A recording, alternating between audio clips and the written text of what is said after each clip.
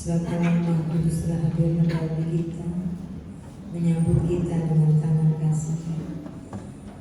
Bapa di dalam kerajaan surga, Bapa yang Maha Baik, Bapa yang kami sembah di dalam nama Tuhan Yesus Kristus. Terima kasih Tuhan buat kesempatan yang indah bagi kami malam jalan untuk boleh menghampiri hadirat Tuhan. Seminggu Tuhan telah berkati hidup kami dan pelihara hidup kami. Layaklah Tuhan, pantaslah jika kami menghampiri dan menaikkan syukur kami sebab kebaikan sungguh luar biasa dalam hidup kami. Ampuni dosa dan kelemahan kesalahan kami, Yesus. Naikkan pelayanan hamba-hamba, ambil alih pada malam jemaat. Kuduskan tim musuh, song leadership dan pemegang di salah sistem. Rasa kumpa bumi bahkan hamba yang melayani berdiri dengan kuat kuasa Roh Kudus.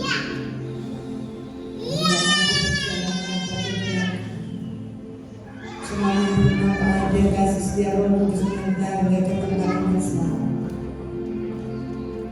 Berapa segala pujian penyembahan pengakuan kami bahwa kami lebih mendekat pada Yesus, merasakan hadirat yang luar biasa. Tidak dapat kami sampaikan dengan kata-kata. Siapa lagi kami memuji membawa dalam roh dan kebenaran Yesus.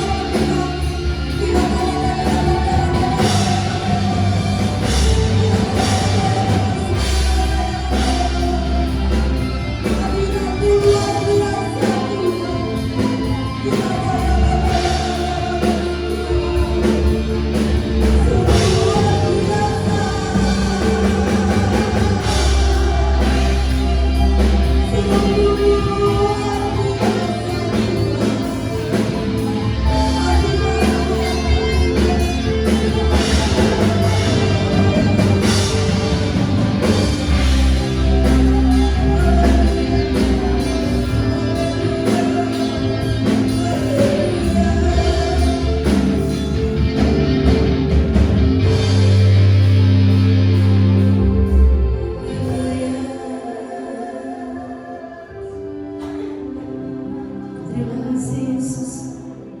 Bagilah puji hormat kemuliaan kekal selama-lamanya. Firman Tuhan katakan, kita tahu sekarang bahwa Allah turut bekerja untuk mendatangkan segala sesuatu bagi mereka yang mengasihi Dia. Ya Allah, dalam suka duka semuanya mendatangkan kebaikan, dalam sakit penyakit semuanya mendatangkan kebaikan, dalam pergumulan persoalan semuanya mendatangkan kebaikan. Asal kita mau mendekat hadiratnya lebih lagi.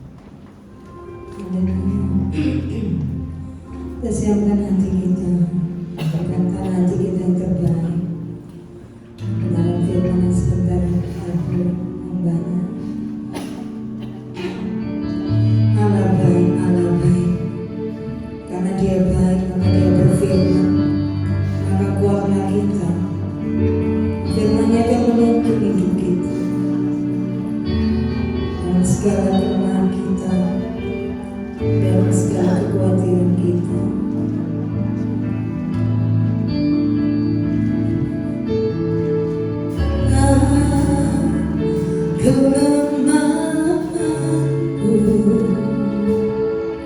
sempurna kuasa-Mu,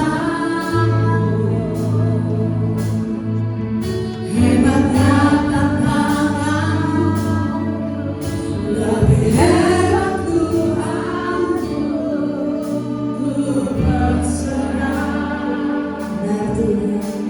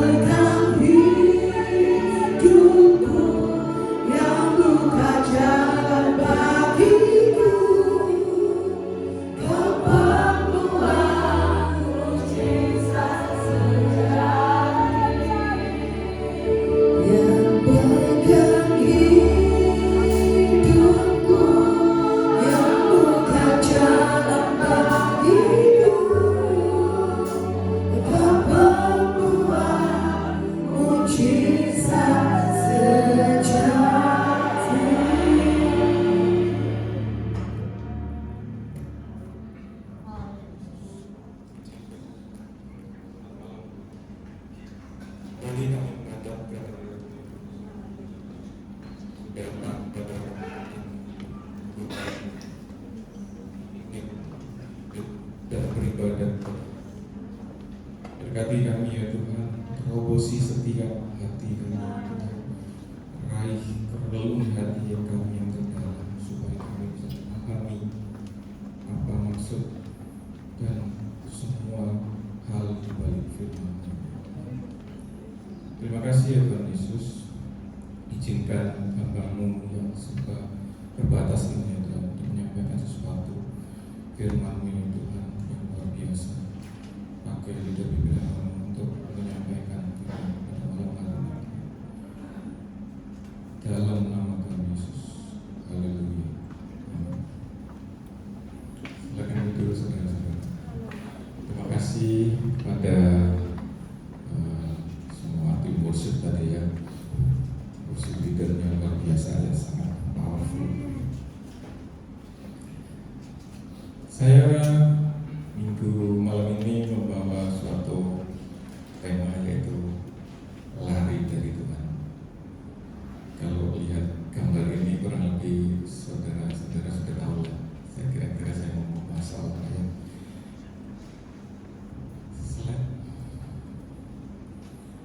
Pernahkah saudara berlari dari Tuhan? Ini gambarnya juga sama, gambarnya ini powerful. Ini ada orang menuju ke salib atau berlari dari salib? Bersalib. Mau ada yang bilang mengarah, ada yang bilang berlari menjauh. Dan kadang-kala di dalam kehidupan kita tanpa sadar, kita nggak tahu kita itu sedang berlari menuju ke salib atau menjauhi salib. Ini kalau membahas mengenai slide yang pertama tadi, terus kemudian ini kira-kira saya mau membahas tentang apa? Yunus, Nabi Yunus.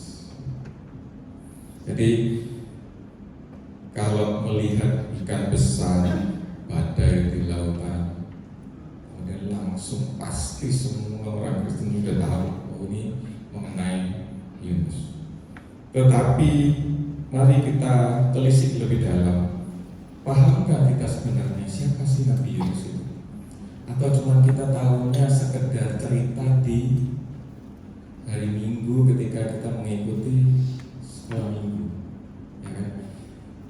Kisah mengenai Nabi Yunus ini seringkali dipakai untuk mendidik anak-anak ketika di sekolah minggu. Tetapi malam hari ini saya mau memberikan sesuatu bukan sekedar hal yang superficial, ya. Bukan sekedar yang di luar aja seperti ketika kita sekolah minggu, tetapi lebih dalam mengenai Nabi Yunus ini. Mari kita dengarkan. Kita masih beberapa minggu yang lalu merayakan mengenai Paskah, ya kan? Kemudian beberapa orang Kristen ketika ditanya, kenapa sih kok Tuhan Yesus itu harus 3 hari dalam kubur? Kadang-kala tidak bisa menjawab. Ya, ini jawabannya. Ya, dari Matius 12, perikopnya ditulis tanda Yunus.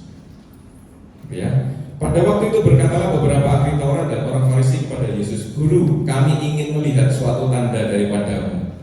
Tujuannya apa? Para ahli Taurat ini ingin ngetes, kalau memang kamu seperti yang kamu bilang bahwa kamu adalah Mesias, kasih mujizat, kasih bukti, gitu ya. Nah, tetapi Tuhan Yesus menjawabkan, tetapi jawabnya kepada mereka, angkatan yang jahat dan tidak setia ini menuntut suatu tanda, tetapi kepada mereka tidak akan diberikan tanda selain tanda Nabi Yunus. Jadi ada alasannya kenapa Tuhan Yesus itu perlu 3 hari di dalam situ, untuk membuktikan pada orang Farisi nubuatan yang sudah Tuhan Yesus nyatakan sebelumnya.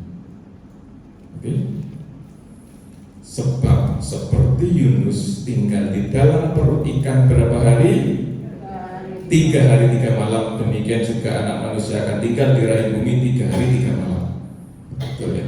Jadi kalau nanti ditanya, banyak yang meragukan itu, Tuhan Yesus itu bilangnya Tuhan 3 hari kok di dalam kubur. Bukan. Bukan karena Tuhan Yesus melawan kekuatan jahat itu butuh waktu 3 hari, bukan, karena ingin menggenapi apa yang sudah Tuhan sampaikan sendiri.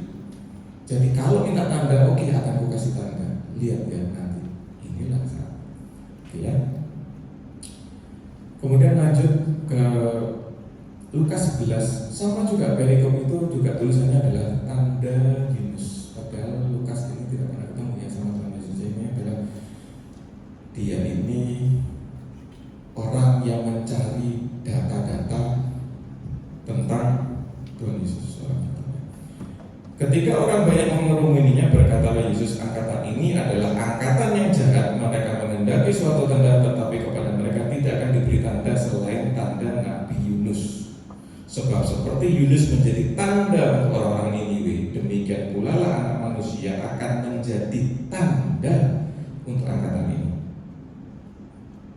Oke ya, jelas sampai di sini. Kenapa 3 hari? Oke, jadi ini saya sampaikan ini. Kalau saudara-saudara mungkin Bapak Ibu sekalian suka nonton film gitu ya, film itu gitu kan, kadang ditampilkan masa depannya dulu. Terus kenapa kok kejadiannya kayak gini, di flashback ke belakang. Misalnya ini malam hari ini saya flashback ya, izinnya. Jadi ini saya baca Perjanjian Baru, Matius dan Lukas. Sekarang izinkan saya flashback, saya tarik ke Perjanjian Lama. Oke ya, kalau kita membaca Yunus ada yang namanya kitab Yunus, isinya cuma 4 bab, cuma 4, ya. Nah, Nabi Yunus ini kalau di liturgi Katolik ya, jadi gereja Kristen atau Katolik mula-mula itu termasuk salah satu dari 12 Nabi minor yang ada Hosea, Yoel, Amos, Obadja, Yunus, Mika, Nahum, Habakuk, Zefania, Hagai, Sakaria, dan Maleaki. Dan dari 12 orang ini, 12 nabi ini yang kita kenal itu, cuma Nabi Yunus yang dikenal di 3 agama. Yahudi atau Judaisme mengakui ini. Bahkan hari raya terbesar mereka yaitu Yom Kippur, di mana mereka harus puasa dari sore ini sampai ke sore hari berikutnya. Di hari sore sebelum mereka mau buka puasa itu yang disampaikan adalah doa Nabi Yunus, karena itu mengandung pertobatan yang paling powerful. Ya, kita juga mengenal dan kebetulan teman-teman kita, saudara-saudara kita umat Islam juga mengenal. Bahkan ada surat Yunus juga. Terus kemudian ada surat Al-Tabinya, di mana disitulah letak doa yang sama kurang lebih, doa mengenai pertobatan. Luar biasa ya. Dari 12 nabi ini cuma Nabi Yunus yang dikenal di 3 agama. Jadi kalau kita di seluruh dunia bilang Yunus, banyak orang akan paham siapa yang kita sebut. Kalau bangsa-bangsa yang di Eropa sana bilangnya adalah Jonah. Bahkan ada artis juga di sana namanya Jonah Hill di Amerika sana. Itu semua mengambil dari Yunus. Ya. Saya flashback ke Yunus 1. Dibuka dari perikop Yunus mengingkari panggilan Tuhan. Ya. Jadi nabi yang dikenal di banyak agama dan dikenal sangat luas ini diawali dengan mengingkari panggilan Tuhan. Betul ya? Saya bacakan. Datanglah firman Tuhan kepada Yunus bin Amitai. Oke ya, garis bawahi bin Amitai. Nanti saya tunjukkan kenapa. Ini luar biasanya Alkitab. Ya. Yunus bin Amitai, garis bawah tanda seru. Demikian. Bangunlah, pergilah ke Niniwe, kota yang besar itu, berseluruhlah terhadap mereka karena kejahatannya telah sampai kepadaku. Tetapi Yunus bersiap untuk melarikan diri ke Tarsis, jauh dari hadapan Tuhan. Ia pergi ke Yafo dan mendapat di sana sebuah kapal yang akan berangkat ke Tarsis. Perikopnya dibuka dari Yunus mengingkari panggilan Tuhan. kemudian saya mau bertanya, saudara-saudara, kenapa? Kenapa? Ini yang tidak dijelaskan kalau sekolah minggu kan, karena pembahasannya sangat dalam. Saya ingin bertanya, ada yang tahu kenapa kok Yunus mengingkari panggilan Tuhan? Ada yang tahu? Atau mungkin bahkan bisa menyebut ayatnya? Oh, ayat ini loh yang membuat Yunus itu mengingkari panggilan Tuhan. Ada? Oke. Lanjut. Jadi disinilah Yunus menjauh dari Tuhan. Jadi ada namanya the Port of Joppa, masih ada sampai saat ini. Sudah saya cek di peta. Jadi ada yang namanya Joppa dekat Tel Aviv, ibu kotanya Israel sekarang sedang berperang melawan Iran. Masih ada sampai saat ini kota di pelabuhan di sebelah Mediterania. Betul, masih ada lokasinya saat ini. Ya. Jadi kenapa ya Yunus berlari dari perintah Tuhan? Bukan dia tidak tahu kehendak Tuhan, tahu dia kehendak Tuhan.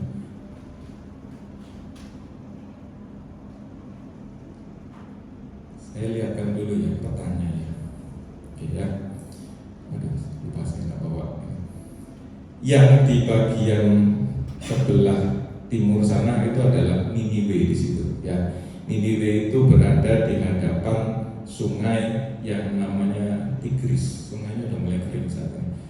Sungai Tigris ini adalah salah satu sungai yang mengalir dari Taman Eden.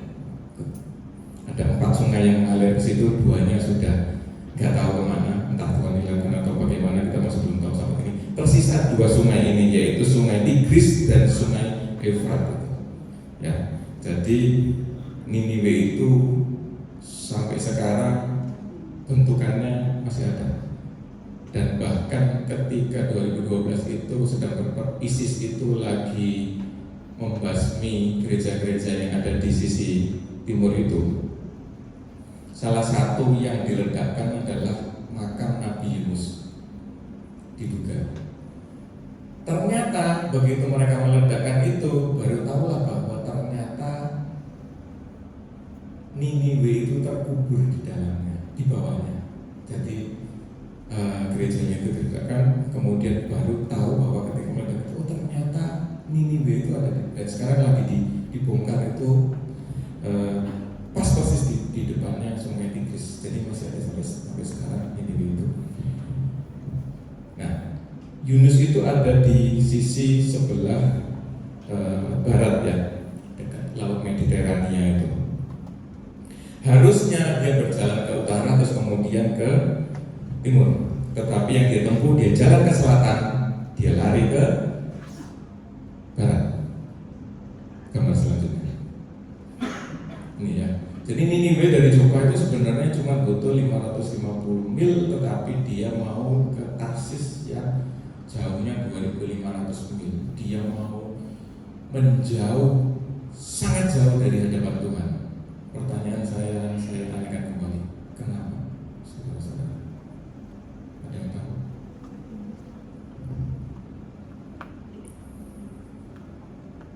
Disinilah kalimat dari Ibrani 5:14 itu berkata bahwa makanan keras untuk orang-orang dewasa yang mempunyai panca indera terlatih untuk membedakan yang baik daripada yang jahat.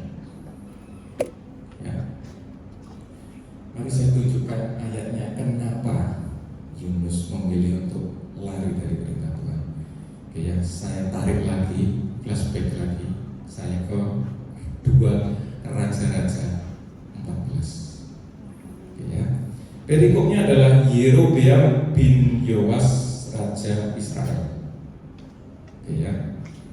Pembahasan raja-raja ini kadang-kala kita skip karena isinya cuma raja ini memerintah tahun sekian, dia setia atau tidak sama Tuhan, apa yang terjadi cuma gitu, dan biasanya kita skip. Tapi karena di skip, jadi kita tidak tahu kenapa Yunus memilih untuk lari dari hadapan Tuhan. Oke ya, saya bacakan ya. Mari kita baca pelan-pelan.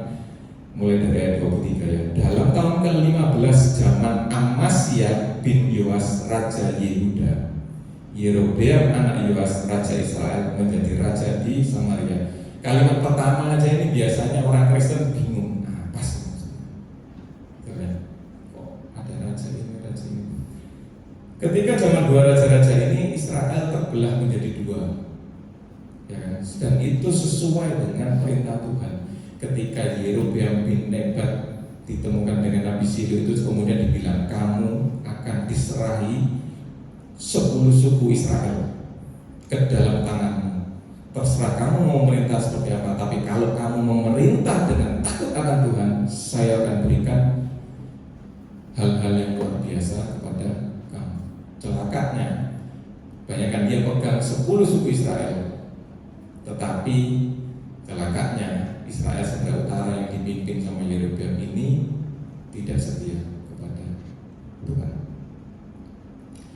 Jadi terbelah menjadi dua ya. Jadi kalau di dua raja-raja itu dibilang adalah Raja Yehuda, berarti itu sisi sebelah selatan, yang mana isinya cuma Bani Yehuda itu sama Benyamin, sisanya di atas. Oke ya, saya lanjut ya. Ia memerintah 41 tahun lamanya. Ayat ke-24 tolong diperhatikan baik-baik. Ia melakukan apa yang jahat di mata Tuhan. Ia tidak menjauh dari segala dosa Yerobeam bin Nebat yang mengakibatkan orang Israel berdosa pula. Siapa Yerobeam bin Nebat? Yaitu yang bayangkan Tuhan melewati nabinya bilang sama dia, tak kasih kamu di tanganmu 10 suku Israel. Pimpin, kamu pimpin. Terserah kamu pimpin baik atau tidak, tapi kalau kamu pimpin baik, ku kasih segala berkat kelimpahan padamu. Tetapi celakanya Yerobeam bin Nebat melakukan hal yang jahat di hadapan Tuhan karena dia takut kekuasaannya itu hilang. Karena bait suci itu letaknya di sisi selatan, dia bikin bait suci sendiri di Betel dan dia mendirikan apa saudara-saudara di sini? Patung lembu emas untuk disembah sama bangsa Israel dan tidak bertobat. Oke ya. Ia melakukan apa yang jahat di mata Tuhan, tetapi kontradiksi dengan ayat yang ke-25. Ia mengembalikan daerah Israel dari jalan masuk ke Hamat sampai ke Laut Araba sesuai dengan firman Tuhan Allah Israel yang telah diucapkan dengan perantaraan hambanya. Siapa saudara? Nabi Yunus bin siapa? Amitai. Jadi sekarang kalau ditanya Nabi Yunus itu disebut oleh Tuhan Yesus di Perjanjian Baru, terus kemudian ada kitab Yunus 4 bab itu, dan ternyata sebelum kitab Nabi Yunus itu ada kitab sebelumnya, yaitu 2 Raja-Raja 14, di mana Nabi yang sama, karena binnya sama, itu hebatnya Alkitab ya. Kalau mencari sama kayak sekarang ya, kalau dicari, oh anaknya ini Peggy siapa? Ada Dominic Indra Sutanto ya kan, ada nama keluarga sama. Ini pada saat zaman itu dibilangnya adalah bilang sama ya. Jadi ini Nabi yang sama, yang dipakai oleh Tuhan untuk mendampingi Yerobeam. Ini bukan Yerobeam bin Nebat, ini Yerobeam yang lain, Yerobeam bin Yoas, tapi kelakuannya sama. Oke ya, dia jahat di hadapan Tuhan. Tetapi tangan Yunus dari Gat-Hefer, Yunus bin Amitai ini dipakai Tuhan untuk memberkati Israel. Paham ya? Letakkan diri kita di sepatu Nabi Yunus. Dia dipakai oleh Tuhan memberkati orang yang jahat. Paham ya? Berapa dari antara kita hari ini kita harus melakukan suatu kebaikan karena Tuhan suruh lewat Alkitab, tapi kita tahu orang itu jahat?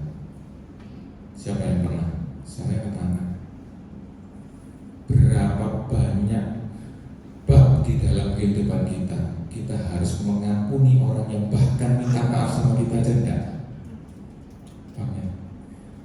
tidak setia sama Tuhan. Lah ini loh, bahkan menyuruh bangsa Israel itu untuk menyembah patung lembu emas, tapi diberkati sama Tuhan pakai tangannya Nabi Yunus. Jadi di semua kitab raja-raja ini, semua raja yang memerintah itu Tuhan berusaha untuk kendalikan lewat nabi-nabinya. Nabinya betul semua, benar semua kerjanya. Rajanya yang nggak benar kerjanya. Ya, dan itu sesuai dengan permintaan bangsa Israel kan, ketika bangsa Israel bilang kasih kami raja supaya kami tahu.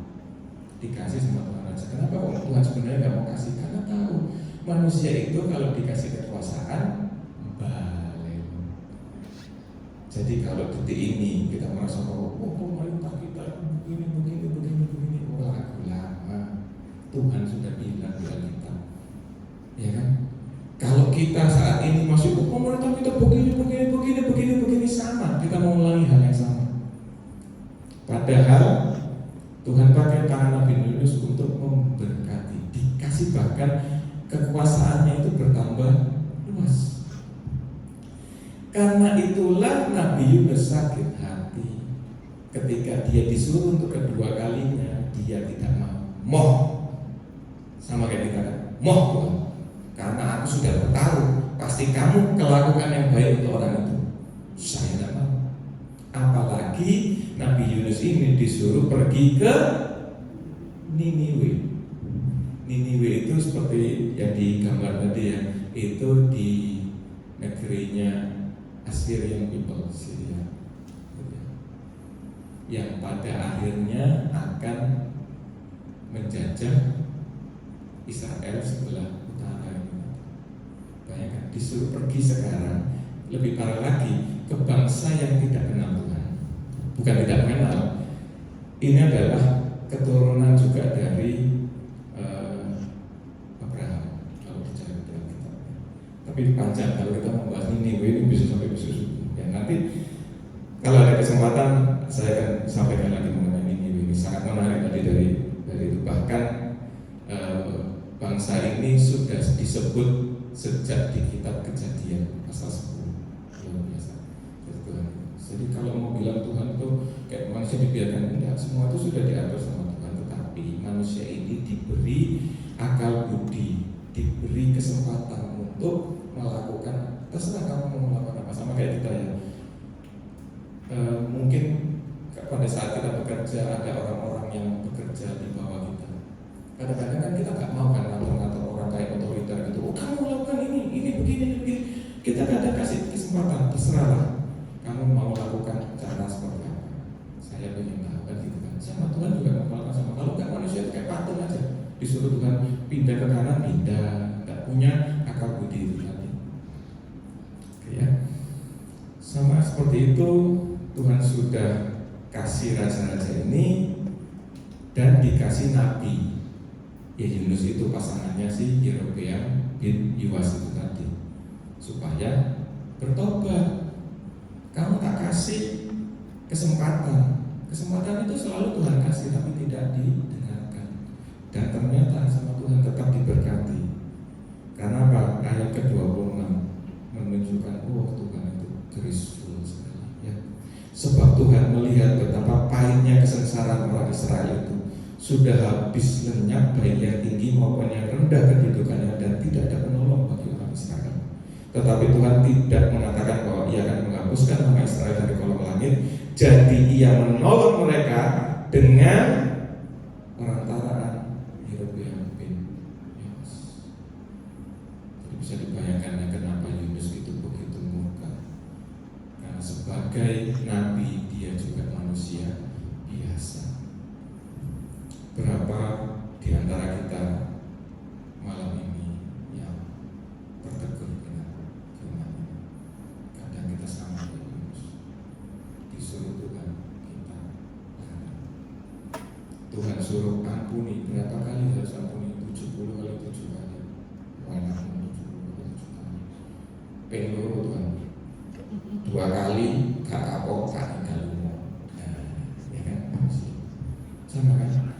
Sama kayak Nabi Yunus, kita diperintah sama Tuhan, kita lari dari hadapan. Kelihatan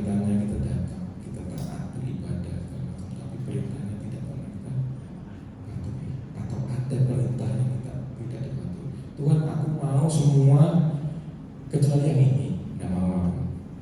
Sama, Yunus juga sama. Yunus bilang, aku kerjakan semua perintahmu, tapi untuk kali yang ini saya nggak mau. Karena Niniwe ini penjahat, Tuhan. Penjahat, kenapa? Kalau dilihat sejarahnya, bangsa Niniwe ini yang bangsa Asyur ini adalah paling kejam.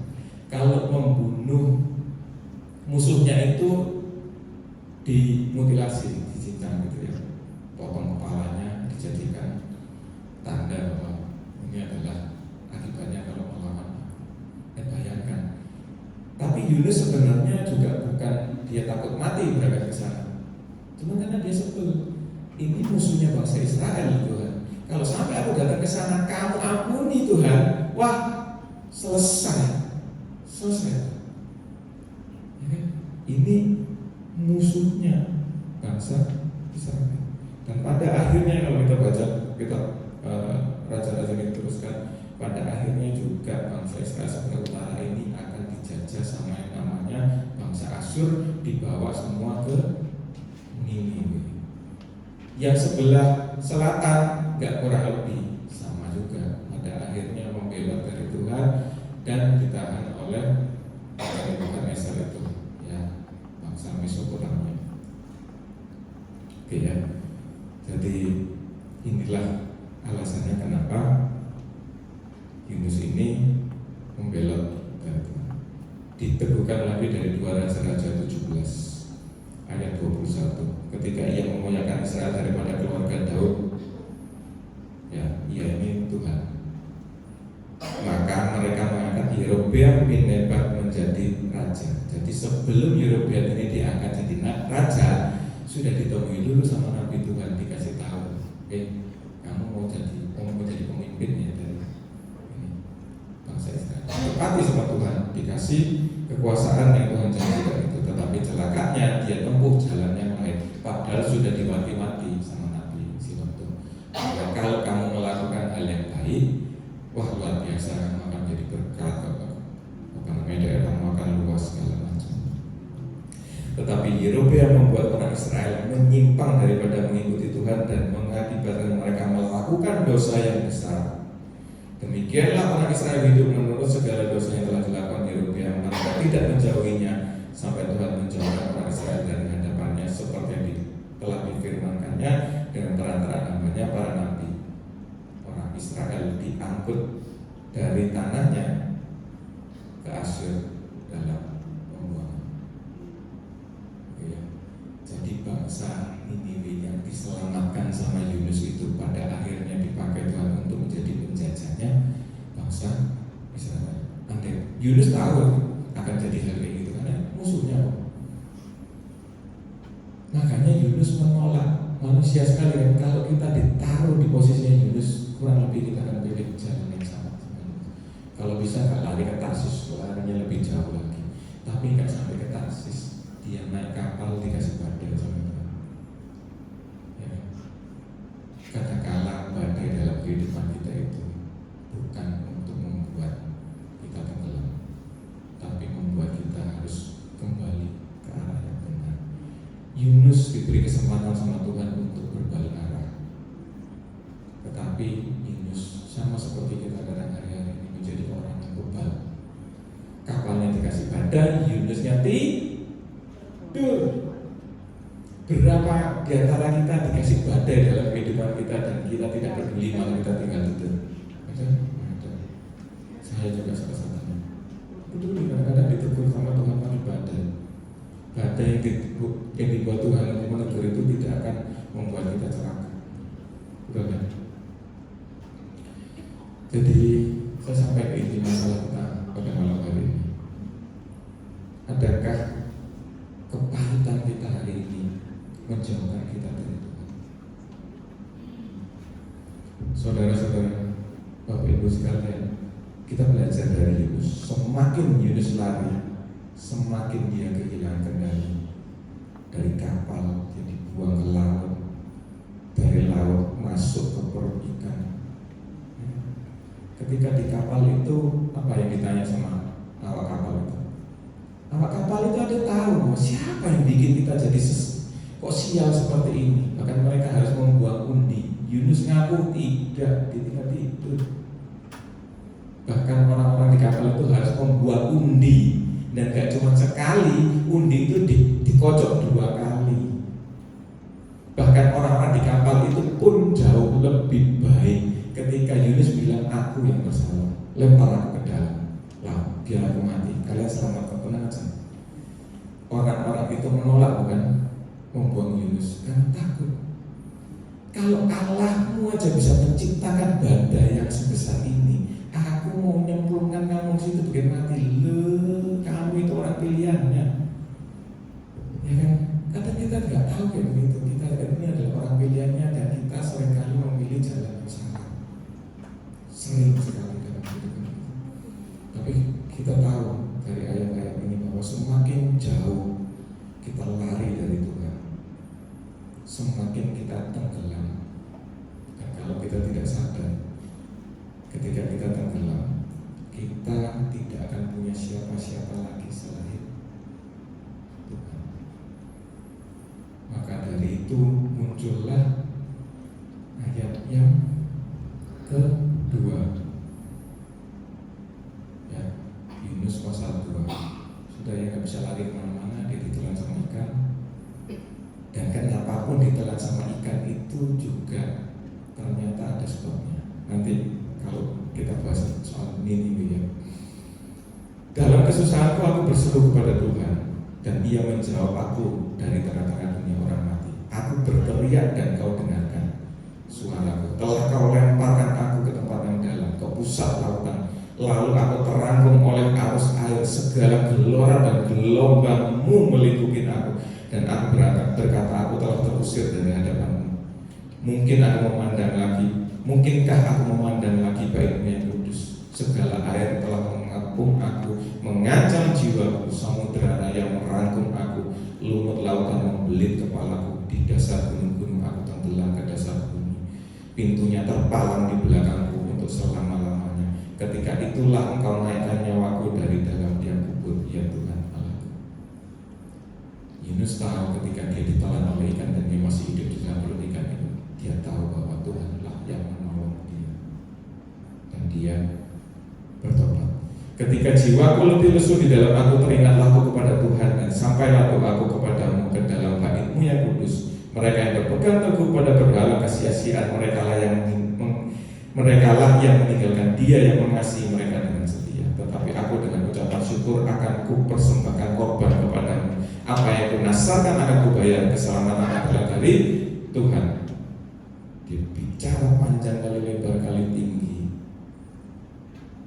Lalu berfirmanlah Tuhan di ayat 10 kepada ikan itu, dan ikan itu pun memuntahkan Yunus ke darat.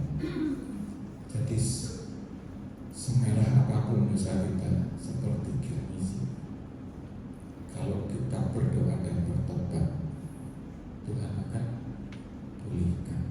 Masalahnya tinggal kita mau bertobat atau tidak, ya. Bahkan kalimat doa Nabi Yunus ini dikenal oleh banyak agama di dunia. Ketika kita malam ini menjadi doa pertobatan kita yang sama, kalau selama ini mungkin di dalam rumah hati terdalam kita yang tahu, masing-masing orang lain tidak tahu. Apakah kita mengerjakan suatu hal yang Tuhan tidak suka, tapi kita kerjakan terus menerus, tidak tahu perintahnya. Dan ketika kita berada di titik terendah, Tuhan tidak berkata, bukan, sekarang hari ingatkan sama kamu sama aku. Ada di dalam Yunus pasal 2 ada kata bilang, wes kapok, ya bahasa Surabaya, wes kapok apa, tobatan. Kita mungkin kalau jadi Tuhan bicara sama Yunus kayak gitu, wes kapok, subur, wes kapok gak? Itu kan Tuhan tidak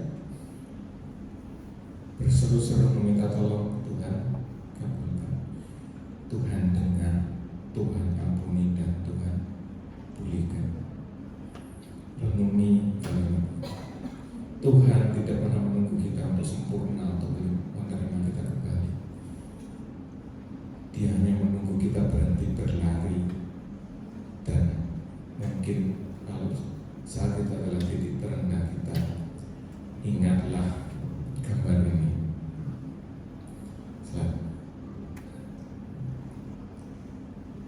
yang ditempuh kapalnya Yunus itu adalah Laut Mediterania. Ya, sangat luas, sangat besar. Tapi Tuhan gak kirim hiu. Sadarkah kita bahwa Tuhan itu sangat luar biasa, panjang kasih setianya sangat luar biasa. Ya. Saya tanpa sengaja ketika saya menyusun khotbah ini muncul di IG saya tanpa sengaja. Baru juga orang yang posting, luar biasa. Saya tahu bahwa apa yang mau saya sampaikan ini Tuhan tahu bahwa Tuhan mengerti. Ini keluar tiba-tiba di samping saya, dan luar biasa. Saya melihat ini, wah, hati saya itu tenang. Mercy is when you deserve a shot. Kasih karunia Tuhan itu ketika kita ini sebagai manusia layaknya itu dimakan hiu, betul. Tetapi Tuhan mengirim ikan paus. Saya dulu tahun 2013-2014 sempat dikirim dari pendidikan saya ke Lembata. Di sana adalah pulau kecil di NTT sana, di atasnya Pulau Kupang. Kalau datang ke sana itu susah, kalau menempuh kapal sangat berbahaya karena itu bawah itu Samudra Hindia. Pernah ada suatu ketika rombongan sebelum saya itu yang berangkat ke sana itu selalu 3 set, dokter anestesi, dokter obgyn, sama dokter bedah. Karena di sana sangat terbatas, nggak ada dokternya. Jadi dikirim dari tempat pendidikan kami di Malang, berangkat selalu 3 serangkai dikirim ke sana. Sempat ada yang mencoba jalur laut, mau mati sudah, mau mati. Badainya luar biasa dan kapalnya mau tenggelam. Saya diceritain itu, wah miris juga. Saya kalau gitu saya nggak pilih jalan kapal, ya kan? Wah ngeri kalau ada badai jadi Yunus ya. Oke, kami pilih naik pesawat. Yang terbang ke sana pesawatnya itu Susi Air, saudara-saudara, jet propeller. Jadi ada propellernya, ada mesin jetnya di belakangnya. Mesin propellernya mati, backupnya mesin jet itu, jadi relatif lebih aman. Saya berangkat ke sana nggak cuma sekali celakannya, saya dikirim 3 kali. Wah, 3 kali dan celakanya berangkat kali yang ketiga itu naik Susi Air itu juga ketika mau pulang dari bandara Lewil, pesawatnya itu cuma seminggu itu berangkat cuma tiga hari aja, Senin, Rabu dan Jumat. Nggak ada kalau hari Selasa itu baru mau balik ke Jawa, nggak bisa. Pesawatnya itu cuma Susi Air itu karena landasan terbangnya sangat kecil. Pesawat besar nggak bisa sampai ke sana. Kalau naik kapal ditelan sama ombaknya besar. Ya kan?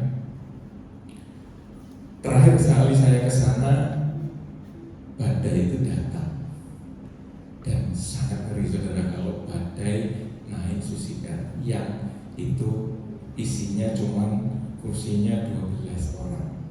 Jadi kita itu, saya duduk kebetulan pas di belakangnya pilotnya. Jadi ada pilot, ada co-pilotnya. Setiap kali mau mereka terbang itu mereka buka guideline itu kayak Alkitab tebal. Kali ini ngomongnya bahasa Inggris karena pilotnya itu pilot dari Inggris namanya. Ngomong bahasa Inggris, checklist, cek. Dari Lewu-Lewu bandaranya Lembata itu cuaca cerah, wah cerah, sampai di atas badai besar, pesawat itu yang Kristen, haleluya, Tuhan Yesus. Yang di bagian belakang itu ada teman-teman yang Muslim, astagfirullah, itu semua agama bersatu kan, hampir mau tenggelam.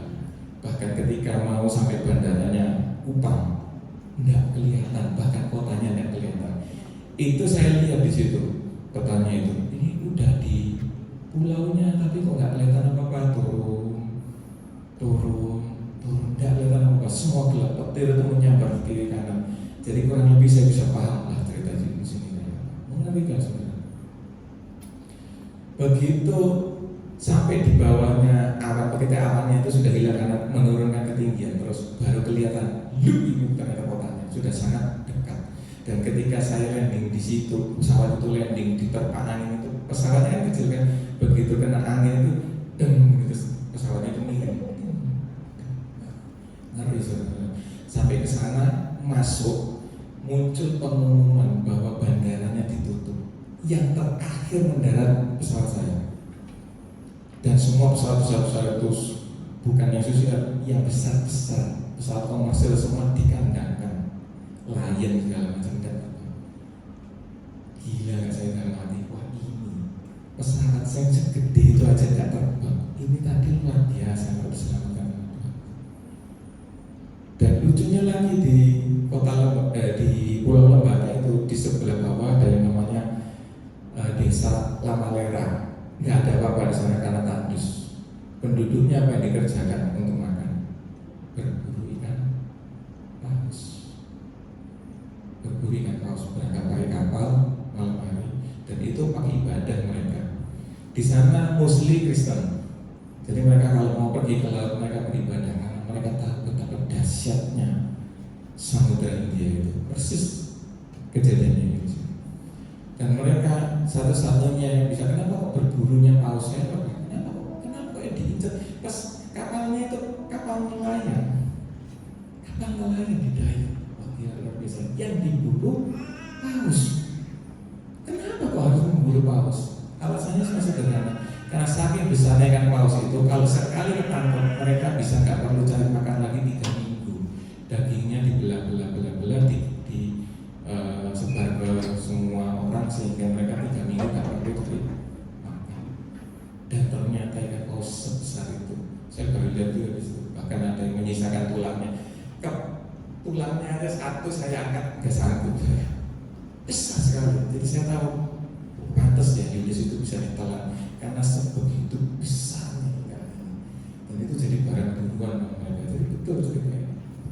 Kalau Tuhan di lautan yang serba luas itu masih mau mengirim sebuah ikan paus, kita harus tahu betapa Tuhan kita itu sangat mengasihi kita. Maka dari itu malam ini kita kembali kepada Tuhan. Kasih setia Tuhan, panjang sabarnya itu tak terhingga. Cuma kadang kita dalam kehidupan kita seringkali membelot sama seperti Yunus. Yunus yang sama yang bilang bahwa Tuhan, aku tidak mau tanganku kau pakai lagi untuk menyelamatkan orang karena sudah kapok saya sama hidup ya. Berapa di antara kita yang sama kayak Yunus? Karena kita tahu bahwa Tuhan kita itu panjang setia, kesabarannya luar biasa. Karena itu kita gak mau mengampuni orang lagi. Karena kita tahu kalau kita ampuni, Tuhan pasti ampuni orang itu. Berapa di antara kita kadang-kadang juga iri, orang itu loh hidupnya enak terus, padahal kelakuannya luar biasa. Dia punya apa itu luar biasa. Ada aja kelakuannya, barang ada dibilang gak ada apa segala macam, tapi hidupnya luar biasa. Ada aja. Lomba 17 Agustus 2 tahun berturut-turut dapat door prize.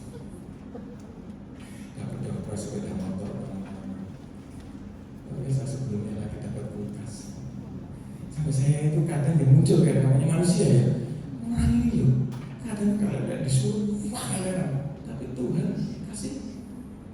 Ya itu, kasih setia Tuhan ya itu. Ketika Tuhan bisa kasih hiu, dikirimnya paus. Dan malam hari ini mari kita merenung musik sebenarnya.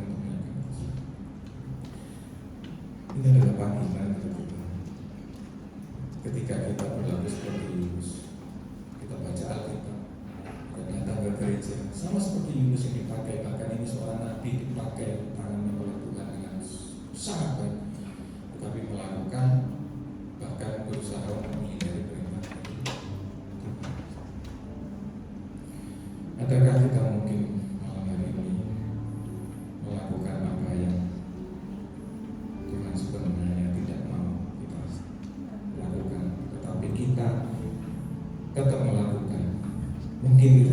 terasa dikasih badai. Mungkin kita tidak terasa bahwa kita sedang dalam perut ikan. Hanya yang dikirim bukan ikan hiu tapi ikan paus. Mari kita tundukkan kepala pada malam hari.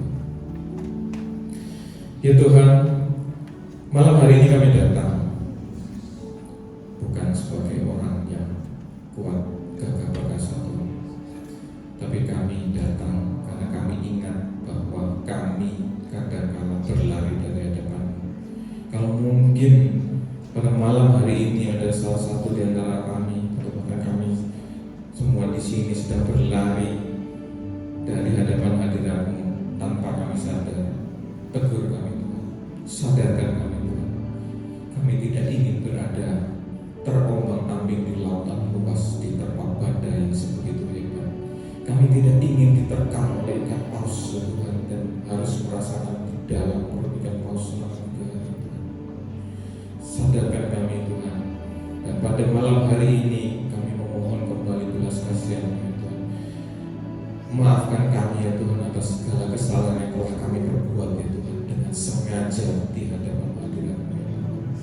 Malam hari ini kami tertegur Tuhan oleh firman-Mu yang begitu dahsyat ya Tuhan. Kadang-kala kami menjadi seorang Yunus Tuhan. Ampuni kami ya Tuhan. Malam hari ini dengan hati yang ikhlas ya Tuhan, kami berdoa mohon pertolongan-Mu ya Tuhan. Selamatkan kami kembali ya Tuhan, agar kami dapat kembali hidup di dalam jalan-Mu, bukan lari dari hadapan-Mu.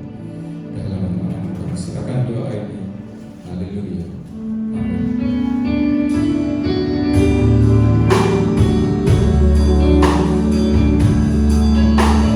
Ku tak mau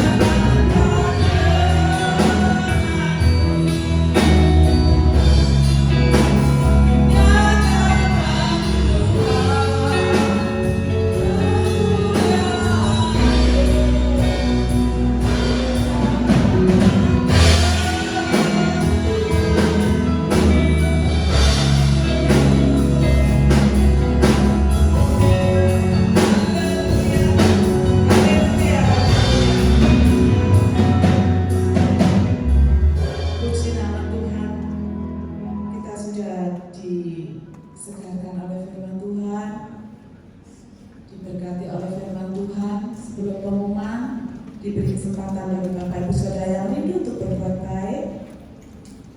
Dipersilakan hamba-hambanya yang bertugas mempersiapkan diri. Hari ini adalah minggu ketiga. Seperti biasa, persembahan dijalankan 2 kali. Untuk mendasari persembahan kita pada malam hari ini, kita akan baca ayat firman Tuhan. Bawalah seluruh persembahan persepuluhan itu ke dalam rumah perbendaharaan, supaya ada persediaan makanan di rumahku, dan ujilah aku firman Tuhan semesta alam. Apakah aku tidak membukakan bagimu tingkap-tingkap langit dan mencurahkan berkat kepadamu sampai berkelimpahan? Karena itu, hendaklah masing-masing memberikan menurut kerelaan hatinya, jangan dengan sedih hati atau karena paksaan, sebab Allah mengasihi orang yang memberi dengan sukacita. Amin. Dimohon Bapak Andreas pimpin kita dalam doa.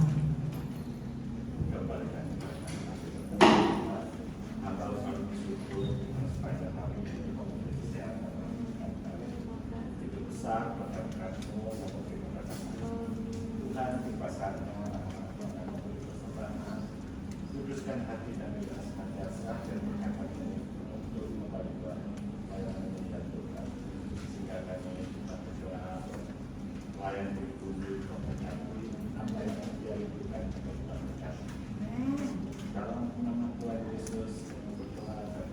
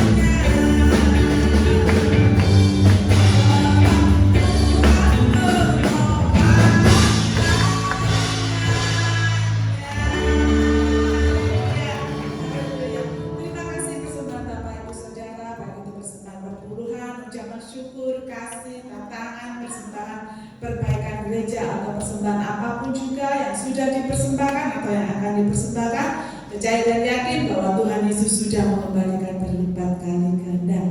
Puji nama Tuhan.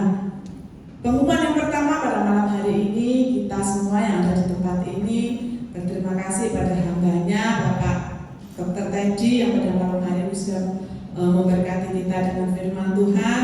Biar Tuhan memberkati Bapak, memberkati Ibu, putra putrinya, memberkati kesehatannya, pekerjaannya, apa yang diusahakan, yang dirindukannya. Terlebih Tuhan memberkati pelayanannya. Puji nama Tuhan. Yang kedua, kita patut bersyukur pada malam hari ini Bapak Ibu Saudara, karena kita sehat ya. Sehat adalah berkat anugerah yang diberikan oleh Tuhan Yesus Kristus kepada kita yang paling utama ya. Kita bisa memuji membesarkan nama Tuhan seperti pada malam hari ini. Puji nama Tuhan.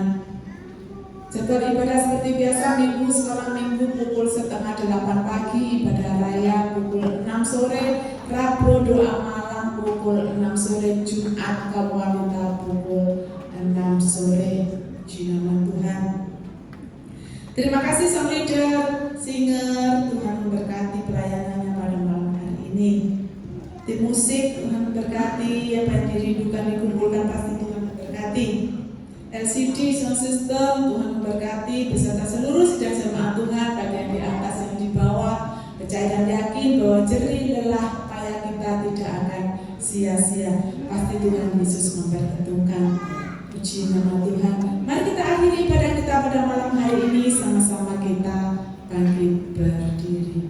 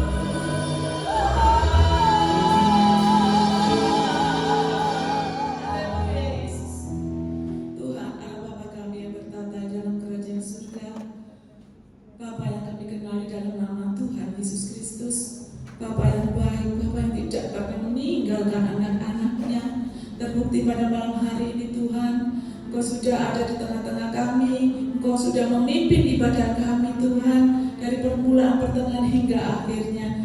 Terima kasih atas berkat-berkat-Mu Tuhan, terima kasih atas firman-Mu pada malam hari ini. Dalam Tuhan memberkati Bapak Teddy yang sudah memberkati kami di dalam pemberitaan firman-Mu.